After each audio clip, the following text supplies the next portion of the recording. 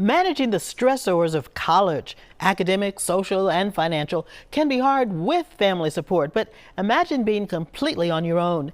Our Erica Tarantau highlights a program that's helping to ease the burden of the costs of higher education. Born in Nigeria, my mom brought us to Roxbury when I was 1. Eric James has been on a journey. Now a community engagement specialist with the mayor's office, it's not lost on him how special it is to serve this neighborhood. I don't take it for granted, honestly, it's beautiful. Sitting in a coffee shop down the street from his first home, he thinks back to all he's been through. My mom raised me and her, but around the age of 13, I want to say I went into the foster care system. Instability meant academics were not his focus until 16, when a move to a new foster home meant a move to a new school. I went from Norwood High School, where I was basically failing, to Brighton High School in Boston, where I got a completely fresh start. He went on to Suffolk University, but on his own, it was just too expensive. He also struggled with housing. I spent that year that I coincidentally couldn't go back to school because, the financial reasons. I spent that year homeless as well. But at that low point is when he found the Wiley Network. They took care of that outstanding bill at Suffolk and helped him enroll at UMass Dartmouth. We work with a niche population of college students who can sometimes go, or many times go under the radar, are unseen and unheard. Lacking their own outside supports, Wiley scholars are paired with coaches. They have weekly meetings, are offered guidance, financial resources, and community. That importance of feeling that they belong. They made it to college on their own, right? So we're supporting their journey and really serve as cheerleaders along the way, help navigate, the college journey, which with support is challenging, but without support, I can only imagine. The first in her family to attend college, Wiley scholar Nikki Pantelidis earned a full scholarship to Northeastern University. She's now in her 4th year. I came here with a small suitcase of things and some savings. And so there were things like I don't have bed sheets, I don't have a lamp, I didn't have a laptop. She describes the start to her freshman year as frantic at times.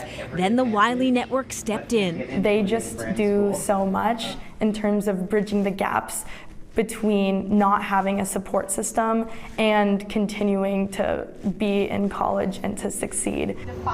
Being able to focus on learning instead of stressors, Nikki has built an impressive resume and a strong network. And I have so many professors and professionals who I've worked with who know me and who can vouch for my capabilities and commitment. Eric was the Wiley Network's very first scholar in 2016. His future bright after graduating from UMass Dartmouth. While he shared his story with us, Wiley is deliberate in protecting scholar privacy, feeling no young person should have to prove a need for services, valuing a trusting relationship above all else. Being able to have people that just genuinely want the best for you is really important. And since we first interviewed him, Eric James has transitioned into a new role with the city. He's an employment specialist for the Mayor's Office of Returning Citizens, where he's committed to supporting formerly incarcerated individuals in their reintegration into society. And Nikki is finishing up at Northeastern.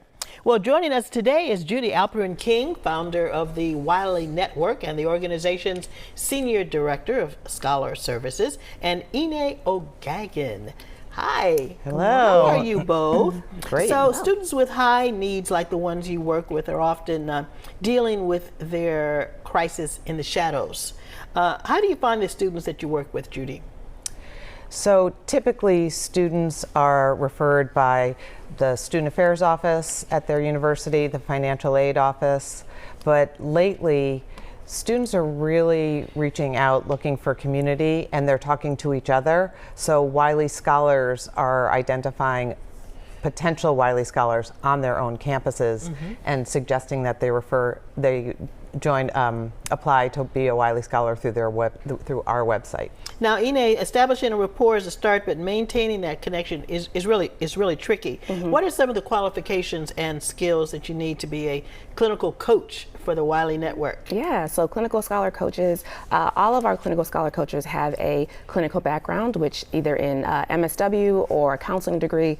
So we find that to be really important, even though we are not doing therapy with the scholars. We are doing clinical clinical coaching. But that having that clinical foundation is key because of what our scholars have experienced or are experiencing. So it is important for the coach to, have that clinical education and background to do the work.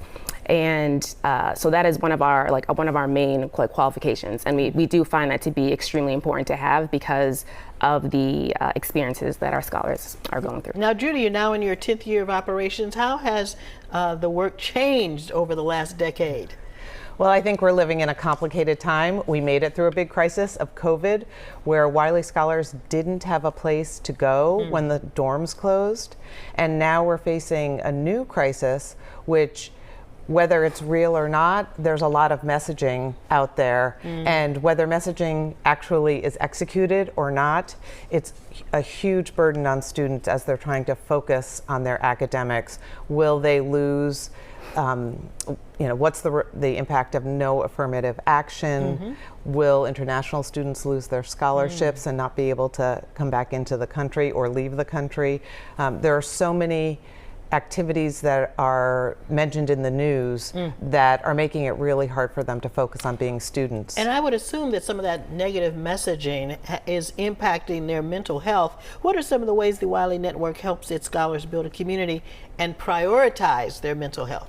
Yeah, so we do a number of community events. A number of our scholars definitely feel isolated on their campuses and feel like they can't connect with peers on campus. So we do a number of community events during the academic year. We have something called Community Day, where all the scholars come together and we do icebreakers and play games and do activities. We're also very mindful of the holidays and how that can feel very isolating and scholars being feeling alone. So we do things for the Christmas holiday, the Thanksgiving holiday. We do something on Mother's Day. We also do a number of activities during the summer breaks and do dinners, informal dinners with each other. We're going to the Museum of Ice Cream. So we do a number of things that bring scholars together. We've done the Roxbury Film Festival. So we build community. Exactly. Give the students an opportunity to talk with each other, build their confidence. Correct. All yes. right. It's a great program. Ina and Judy, thank you so much for joining us today.